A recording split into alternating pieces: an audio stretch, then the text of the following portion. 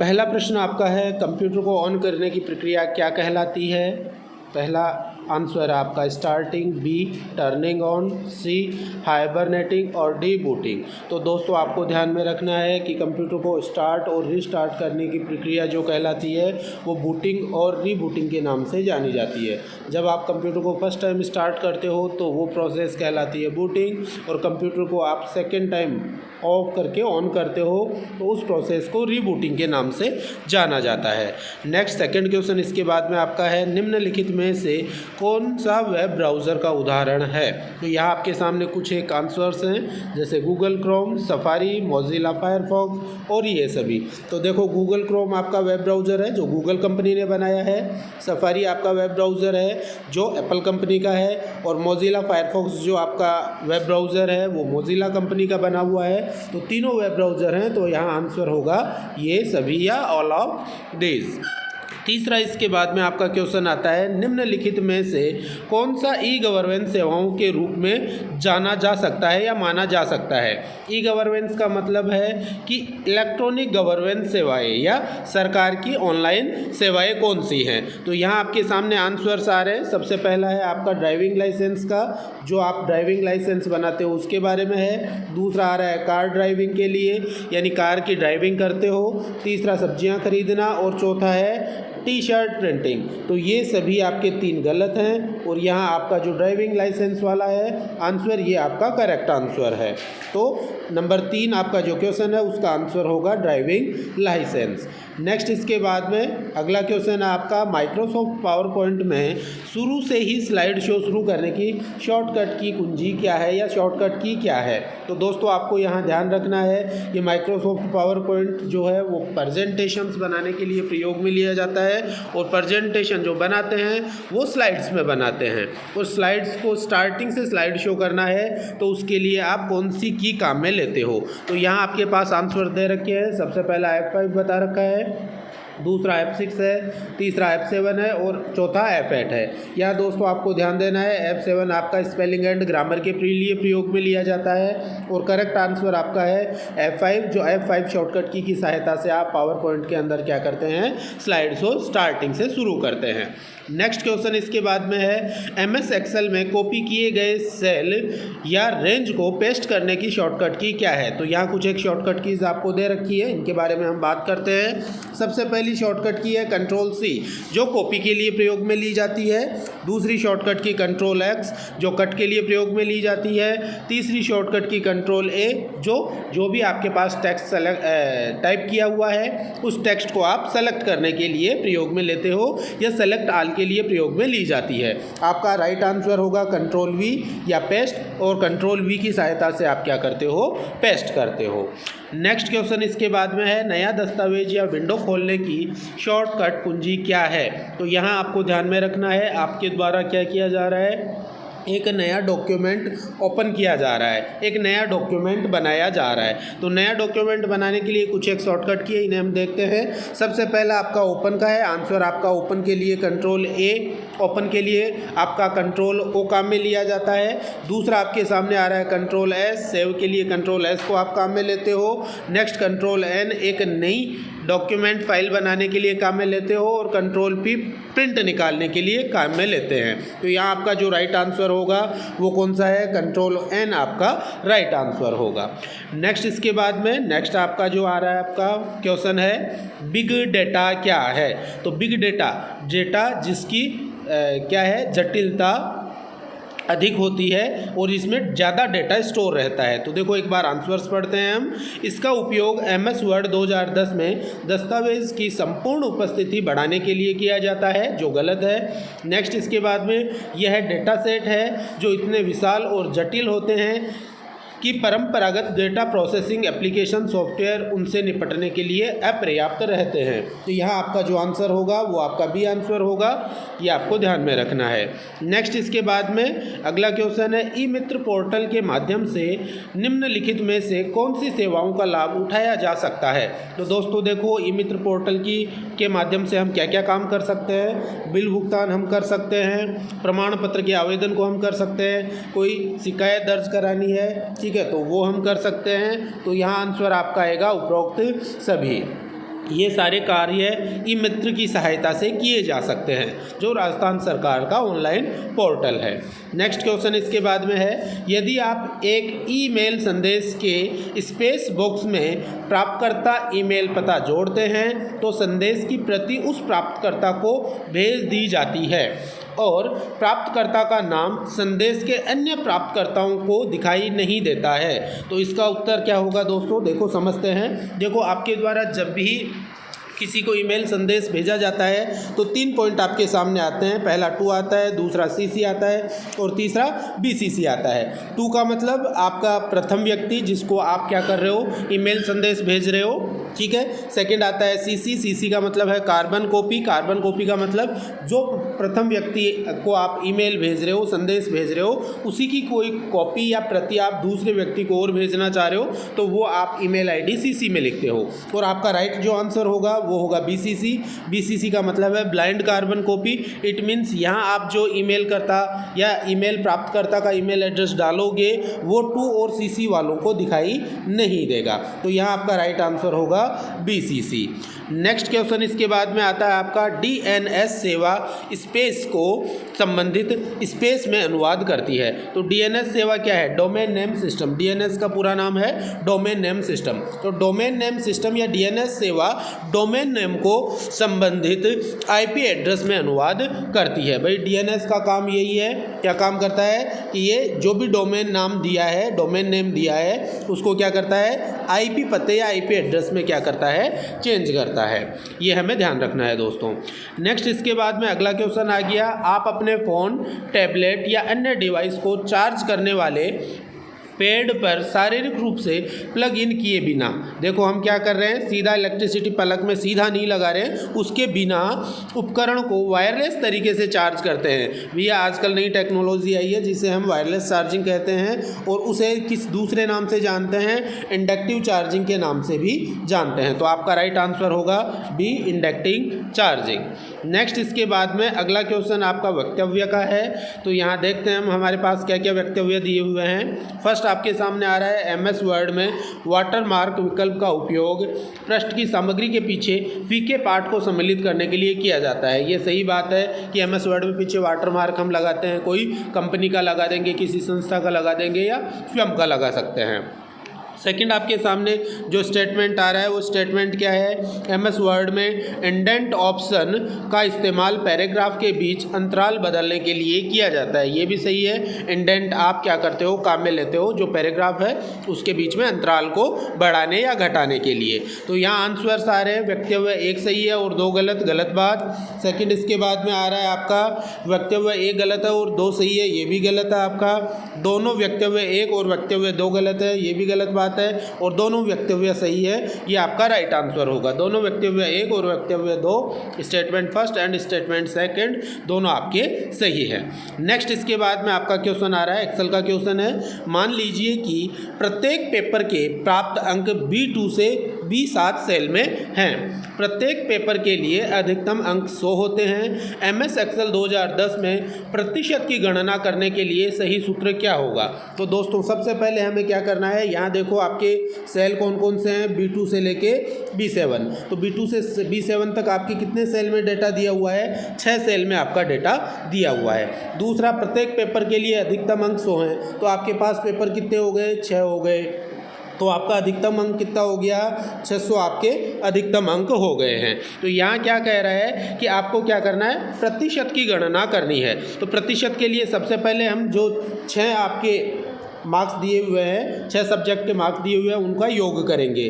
तो देखो यहाँ आपके फॉर्मूले, कौन से फॉर्मूले में सबसे पहले योग हो रहा है, देखो बी में नहीं हो रहा है, सी में नहीं हो रहा है, डी में कुछ नहीं हो रहा है। तो यहाँ देखो आपका ए के अंदर सबसे पहले क्या किया जा रहा है, योग किया जा रहा है। इक्वल्स टू सम कोष्टक में B2 से B7 तक का योग किया, उसके बाद में बटे का चिन्ह लगाया, बटे के बाद में 600 मैंने बताया। प्रत्येक यहाँ पे देखो क्वेश्चन में हमें पढ़ना है प्रत्येक पेपर प्रत्येक पेपर के लिए अधिकतम अंक कितना दे रखा है 100। तो 6 पेपर है तो आपका अधिकतम अंक कितने हो जाएंगे 600। तो बट्टे 600, इसके बाद में आगे दिया है गुणा 100। गुणा 100 क्यों करते हैं? प्रतिशत अगर आपको निकालना है तो प्रतिशत निकालने के लिए आपको क्या करना पड़ेगा? गुणा 100 करना पड़ेगा। तो ऐसे में आपका राइट आंसर क्या हो जाएगा? ए आपका राइट आंसर हो जाएगा यहाँ पे। नेक्स्ट इसके बाद में अगला आपका क्वेश्चन है, निम्नलिखित में से कौन सा माइक्रोसॉफ्ट विंडोज़ ऑपरेटिंग सिस्टम का नवीनतम संस्करण है? तो दोस्तों माइक्रोसॉफ्ट जो ऑपरेटिंग सिस्टम बनाने वाली कंपनी है या माइक्रोसॉफ्ट जो आपकी कंपनी है, इस माइक्रोसॉफ्ट कंपनी का सबसे पहला ऑपरेटिंग सिस्टम आपका था डोस, डिस्क ऑपरेटिंग सिस्टम। डोस से पहले भी एक और था, मेरे ध्यान में नहीं आ रहा है, मैं आपको बाद में नेक्स्ट वीडियो में बता दूंगा। डोस से आपका ऑपरेटिंग सिस्टम स्टार्ट होता है। डोस के बाद में आपका 95 था, उसके बाद में 98 था, 98 के बाद में आपका एक्सपी था, एक्सपी के बाद में आपका आया था विंडो विस्टा, विंडो विस्टा के बाद में आगे के आपको यहाँ दे रखे हैं विंडोज़ 7, फिर विंडोज़ 8, फिर विंडोज़ 10 और लेटेस्ट आ गया है विंडोज़ 11 आ चुका है। विंडोज़ 11 आपका ऑपरेटिंग सिस्टम आ चुका है, परंतु यहाँ विंडोज़ 10 तक दे रखा है। तो आपका जो लेटेस्ट ऑपरेटिंग सिस्टम है वो आपका कौन सा रहेगा? विंडोज़ 10। अगर यहाँ विंडोज़ 11 दिया हुआ रहता तो हम यहाँ पे ऑपरेटिंग सिस्टम कौन सा बताते? विंडोज़ 11 ऑपरेटिंग सिस्टम बताते। नेक्स्ट क्वेश्चन इसके बाद में है, निम्नलिखित में से कौन सा गूगल द्वारा विकसित एक वेब ब्राउज़र है? देखिए दोस्तों ये सभी वेब ब्राउज़र हैं। सफारी जो एप्पल के द्वारा बनाया गया है, फायरफॉक्स मोजिला कंपनी के द्वारा बनाया गया है, इंटरनेट एक्सप्लोरर जो विंडोज़ के साथ इनबिल्ट ऑपरेटिंग आपका वेब ब्राउज़र आता है, और आंसर आपका है क्रोम, जो किसने बनाया है? गूगल के द्वारा। यहाँ देखो दोस्तों किसके लिए पूछ रहा है? गूगल के द्वारा पूछ रहा है। वेब ब्राउज़र आपके सारे हैं, ये सभी वेब ब्राउज़र है, परंतु गूगल के द्वारा कौन सा आपका वेब ब्राउज़र बनाया गया है? क्रोम वेब ब्राउज़र बनाया गया है। नेक्स्ट क्वेश्चन इसके बाद में आ गया, एलसीडी पैनल के प्रकार निम्नलिखित हैं। देखिए फ्लैट पैनल है, लेज़र है, लेज़र आपका प्रिंटर के लिए बता दिया, फ्लैट पैनल आपका एलईडी के लिए बता दिया, नॉर्मल वगैरह कुछ नहीं होता, ये प्रिंटिंग से रिलेटेड है, रूफ माउंटेड ये तो रूफ पे लगाने के लिए बता रखा है, मैश मॉडल और घुमावदार ये QLED से रिलेटेड आपके आ गए। तो यहाँ आपका आंसर होगा इनमें से कोई नहीं। नेक्स्ट क्वेश्चन इसके बाद में आता है, MS वर्ड 2010 में निम्नलिखित में से कौन सा अलाइनमेंट विकल्प बाएं और दाएं मार्जिन के बीच, यहाँ देखो मार्जिन्स की बात हो रही है, लेफ्ट और राइट मार्जिन के बीच अनुच्छेद की प्रत्येक पंक्ति को अलाइन करता है तथा बाएं और दाएं किनारों पर सीधे किनारों का उत्पादन करता है। तो दोस्तों देखो यहाँ पे अलाइनमेंट होते हैं 4 प्रकार के। पहला आता है आपका लेफ़्ट अलाइनमेंट। लेफ़्ट अलाइनमेंट क्या करता है? आप लिखना लेफ़्ट साइड से स्टार्ट करते हो, परंतु राइट साइड की जो आपकी लाइन होगी वो कभी लास्ट में कंप्लीट होती है, कभी पहले कंप्लीट हो जाती है, कभी बाद में कंप्लीट होती है, यानी आगे पीछे लाइन की हुई मिलेंगी। अगर आपका अलाइनमेंट आपने कर रखा है राइट, तो राइट में क्या होगा यहाँ पे कि राइट साइड से लेफ्ट साइड में आपका टेक्स्ट लिखा हुआ आएगा और लेफ्ट साइड की जो लाइन्स हैं वो पैराग्राफ की आगे पीछे मिलेंगी। तीसरा आ जाता है इसके बाद में अलाइनमेंट सेंटर। सेंटर में क्या होता है? सेंटर के अंदर आपका टेक्स्ट सेंटर यानी पेज के बीच से लिखना स्टार्ट करेगा और लेफ्ट और राइट साइड में क्या होगा? आपका पैराग्राफ की लाइन आगे पीछे रहेंगी। तो यहाँ जो करेक्ट आंसर है दोस्तों वो आपका जस्टिफाई। जस्टिफाई का मतलब आपका टेक्स्ट अलाइन होगा, लेफ्ट साइड से लिखना स्टार्ट करेगा, राइट साइड तक जाएगा, परंतु पैराग्राफ में लेफ्ट और राइट साइड के अंदर जो लाइन्स है वो इक्वली आती हैं या बराबर आती हैं। नेक्स्ट क्वेश्चन इसके बाद में है, Google drive, Microsoft one drive और ड्रॉप बॉक्स स्पेस के उदाहरण हैं। दोस्तों ये सब क्या हैं? आपके क्लाउड स्टोरेज के उदाहरण हैं। किसके उदाहरण हैं? क्लाउड स्टोरेज के उदाहरण हैं। नेक्स्ट इसके बाद में अगला क्वेश्चन आ जाता है, वीजीए केबल में कितने पिन होते हैं? दोस्तों वीजीए केबल कौन सी है? जो मॉनिटर को किससे जोड़ती है? CPU से जोड़ती है, और इस प्रकार से बनी हुई आती है जिसमें नीचे की तरफ 5, ऊपर की तरफ क्या आएंगे? इसमें 5 आएंगी पिन और नीचे की तरफ 4 पिन इसके अंदर आती है, ये आपको ध्यान रखना है। तो टोटल पिन आपकी कितनी हो गई? 9 आपकी टोटल पिन होंगी। यहाँ देखो देखिए 9 आंसर है क्या? कहीं पे 11 गलत है, 12 गलत है, 17 गलत है, तो ऐसे में आपका आंसर क्या हो जाएगा? डी, इनमें से कोई नहीं। नेक्स्ट इसके बाद में अगला आपका क्वेश्चन है, निम्नलिखित में से कौन सा इंटरनेट कनेक्शन का प्रकार है। देखिए दोस्तों, इंटरनेट कनेक्शन पहले जो लाइनअप कनेक्शन होते थे जिन्हें डायल अप कनेक्शन कहते हैं, ठीक है, जो BSNL के अंदर जोड़ा जाता था, जो BSNL के अंदर जोड़ा जाता था टेलीफोन लाइन की सहायता से। उसके बाद में ब्रॉडबैंड कनेक्शन आए जिसे DSL कनेक्शन के नाम से जानते हैं। फिर आपका वाईफाई आया जो क्या करता था, वाईफाई यानी वायरलेस फिडेलिटी जिसे हम कहते हैं, वो कनेक्शन आया। अभी एक और आ चुका है LiFi, LiFi, ठीक है, LiFi एक नया सिस्टम आ गया है जो लाइट से चलेगा। तो यहाँ आपका जो आंसर होगा दोस्तों वो होगा उपरोक्त सभी या ये सभी क्या है आपके इंटरनेट कनेक्शन के प्रकार हैं। नेक्स्ट इसके बाद में अगला क्वेश्चन है, राजस्थान में प्रमुख ई-गवर्नेंस पहली कौन सी है। तो दोस्तों देखो, सबसे पहले राजनेट स्टार्ट हुआ था, तो यहाँ आंसर आएगा आपका प्रमुख राजनेट का। नेक्स्ट इसके बाद में आएगा, इसके बाद में SSO पोर्टल निवासी के लॉगिन के माध्यम से किस सेवा का उपयोग किया जाता है। तो देखो दोस्तों, SSO जो पोर्टल है उसमें वेब पोर्टल के माध्यम से ई मित्र की सेवाएं ली जाती हैं, सही है। राजस्थान संपर्क एक्ट भी SSO पोर्टल पर चलता है, सही है। ई सार्वजनिक वितरण प्रणाली, ये बात भी आपकी सही है। EPDS सिस्टम या ई पब्लिक डिस्ट्रीब्यूशन सिस्टम, ये भी आपका SSO पोर्टल पे चलता है। तो यहाँ राइट आंसर होगा D, उपरोक्त सभी। नेक्स्ट इसके बाद में क्वेश्चन आ गया आपका, ई-कॉमर्स वेबसाइट का कौन सा उदाहरण है। तो यहाँ ई-कॉमर्स का मतलब है ऑनलाइन शॉपिंग वेबसाइट से। तो देखो, ट्विटर क्या है, ट्विटर आपका ऑनलाइन शॉपिंग वेबसाइट नहीं है, इसे हम क्या बोलते हैं, फेसबुक ऑनलाइन शॉपिंग का नहीं है। अमेज़ॉन, ठीक है, अमेज़ॉन आपका क्या है, ऑनलाइन शॉपिंग या ई-कॉमर्स वेबसाइट है। दोस्तों ट्विटर क्या है और फेसबुक क्या है, ये आप बताएंगे कमेंट में। यहाँ आंसर होगा आपका अमेज़ॉन, यहाँ आपका राइट आंसर होगा C। नेक्स्ट इसके बाद में आ गया आपका, माइक्रोसॉफ्ट पावरपॉइंट 2010 के एनिमेशन टैब में नियंत्रण समूह निम्नलिखित है। तो पहला तो है पूर्वावलोकन यानी प्रीव्यू, दूसरा एनिमेशन, तीसरा टाइमिंग और चौथा ऑल ऑफ अबूव या ऑल ऑफ दिस। तो यहाँ आपका राइट आंसर होगा एनिमेशन, पावर पॉइंट के अंदर एनिमेशन आएगा। नेक्स्ट इसके बाद में आता है आपका अगला क्वेश्चन, नीचे दी गई तालिका में सही मिलान करें या select the correct matching option from the table given below. तो देखो, टेबल आपको क्या दी है, नंबर 1 में इनपुट डिवाइस है, नंबर 2 आउटपुट डिवाइस है, नंबर 3 आपका स्टोरेज है। तो यहाँ देखो, इनपुट डिवाइस कौन सी है, आउटपुट डिवाइस कौन सी है और स्टोरेज कौन सा है। तो पहला तो इनपुट डिवाइस आपको बताना है। तो देखो, इनपुट डिवाइस क्या है आपकी, ट्रैक बॉल इनपुट डिवाइस है, माइक्रोफोन इनपुट डिवाइस है और कीबोर्ड इनपुट डिवाइस है। तो एक के लिए आ जाएगा आपका P आंसर। अगला देखो, नंबर 2 आउटपुट डिवाइस। तो दोस्तों आउटपुट डिवाइस कौन से हो गए, मॉनिटर हो गया, प्रिंटर हो गया और हेडफोन हो गया। तो 2 नंबर आउटपुट डिवाइस के लिए, 2 नंबर के लिए आ गया आपका R, यहाँ पे आएगा। तीसरा देखो, स्टोरेज डिवाइस। तो हार्ड डिस्क ड्राइव क्या है आपकी, स्टोरेज है, पेन ड्राइव आदि आपकी क्या है, स्टोरेज डिवाइस है। तो यहाँ 3 नंबर के लिए आपका क्या आंसर आना चाहिए, Q आंसर आना चाहिए। तो यहाँ आंसर क्या आएगा, देखो, 1 के लिए P, 2 के लिए R और 3 के लिए Q।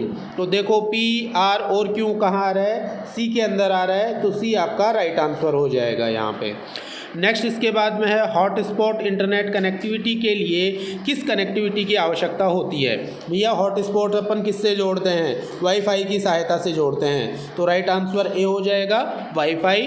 नेक्स्ट इसके बाद में आ गया आपका क्वेश्चन, माइक्रोसॉफ्ट एक्सेल 2010 में एक चार्ट के तत्व लिखिए। तो देखो, एक्सेल में जो चार्ट बनाते हैं उस चार्ट में आपको क्या क्या चीज़ें मिलती है। चार्ट का टाइटल या शीर्षक मिलता है, लीजेंड मिलता है, डेटा लेबल मिलता है, सही बात है। सेकंड आ जाता है, डेटा पॉइंट्स आपको मिलते हैं, डाटा सीरीज़ मिलती है और ग्रिड लाइंस मिलती हैं, सही बात है, तो बी भी सही है। तीसरा आ गया, वैल्यू एक्सिस मिल जाएगा और कैटेगरी एक्सिस आपको मिलेगा, ये भी आपकी सही बात है। तो यहाँ पे आपका आएगा ऑल ऑफ दीज या all of Abu, D answer इसका आ जाएगा। नेक्स्ट क्वेश्चन है, निम्नलिखित में से किस डिवाइस का उपयोग कंप्यूटर को फ़ोन लाइन के माध्यम से इंटरनेट से जोड़ने के लिए किया जाता है। भैया फ़ोन लाइन से अपन जोड़ रहे हैं, तो फ़ोन लाइन से किसकी सहायता से जोड़ते हैं, तो यहाँ आपको ध्यान रखना है, मोडेम की सहायता से जोड़ते हैं। जो डिजिटल आपके जो सिग्नल्स हैं उनको एनालॉग में और एनालॉग सिग्नल्स को डिजिटल सिग्नल्स में चेंज करता है। नेक्स्ट इसके बाद में आ गया निम्नलिखित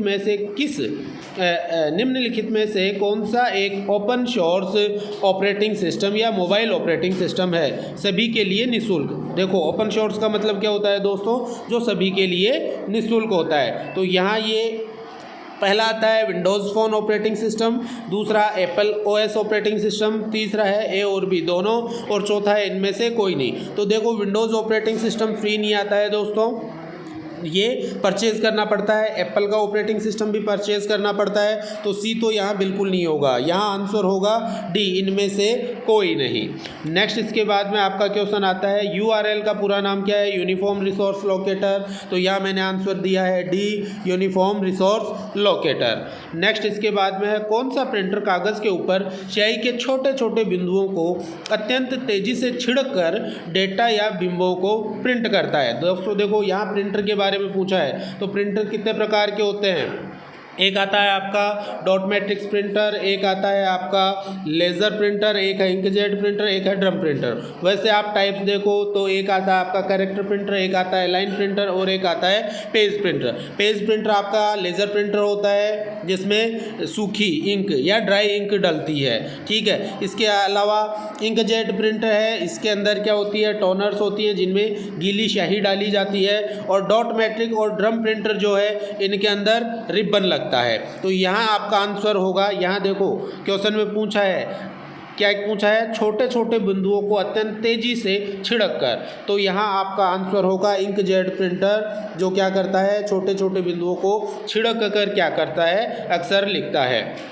नेक्स्ट इसके बाद में आ जाता है पावर पॉइंट प्रस्तुति में डुप्लीकेट स्लाइड सम्मिलित करने के लिए किस कुंजी संयोजन का उपयोग किया जाता है। तो यहाँ एक नई स्लाइड आपको जोड़नी है, तो यहाँ आपको ध्यान रखना है कि नई स्लाइड जोड़ने के लिए यहाँ देखो दोस्तों, एक नई प्रेजेंटेशन बनानी है तो आंसर आएगा कंट्रोल एन, और अगर आपको एक नई स्लाइड जोड़नी है तो उसके लिए आपका आंसर आएगा सी, कंट्रोल एम इसका राइट आंसर होगा। नेक्स्ट इसके बाद में आ गया डीबीटी का विस्तृत रूप क्या है। डीबीटी का मतलब क्या होता है, डिजिटल वर्सेटाइल डिस्क, डीवीडी का पूरा नाम क्या है, डिजिटल वर्सेटाइल डिस्क, सही बात है। डिजिटल वीडियो डिस्क, सही बात है। डिजिटल वीडियो डेफिनेशन, ये गलत है आपका, तो ऐसे में आंसर हो जाएगा आपका डी, ए और बी दोनों सही बात है। ऐसे आप डीवीडी को आप डिजिटल वर्सेटाइल डिस्क भी बोल सकते हो और डिजिटल वीडियो डिस्क भी बोला जा सकता है। नेक्स्ट क्वेश्चन आ गया सेकंड लास्ट आपका, इनमें से कौन सा कंप्यूटर हार्डवेयर पर रन करता है और दूसरे सॉफ्टवेयर को रन करने के लिए प्लेटफॉर्म प्रदान करता है। तो दोस्तों आपको ध्यान रखना है, एक होता है सिस्टम सॉफ्टवेयर और एक होता है एप्लीकेशन सॉफ्टवेयर। सिस्टम सॉफ्टवेयर क्या करता है, खुद भी रन होता है और दूसरे प्रोग्राम्स को रन करने के लिए एक प्लेटफॉर्म प्रदान करता है, और यहाँ आपका सिस्टम सॉफ्टवेयर है ऑपरेटिंग सिस्टम, ठीक है। तो यहाँ राइट आंसर आपका आ जाएगा ए, ऑपरेटिंग सिस्टम। और लास्ट क्वेश्चन इसके बाद में दोस्तों आपका आ रहा है, लास्ट क्वेश्चन आज का, भारत के राष्ट्रीय भुगतान निगम द्वारा बनाया और लॉन्च किया गया है। तो भारत का भुगतान निगम किसके द्वारा कौन सा लॉन्च किया गया है, रुपे कार्ड आपका जो है वो इंडिया का है। इसके अलावा मास्टर, वीज़ा और मैस्ट्रो कार्ड है, ये अमेरिकन कंपनीज़ हैं जो क्या करती है, इंडिया में डेबिट कार्ड और क्रेडिट कार्ड का बिजनेस करती हैं। तो दोस्तों ये आपके RSCIT के 35 क्वेश्चंस थे जिनका मैंने कंप्लीट सॉल्यूशन आपको कराया है। वीडियो आपको अच्छा लगे तो चैनल को सब्सक्राइब करें, वीडियो को लाइक करें और शेयर करें। धन्यवाद।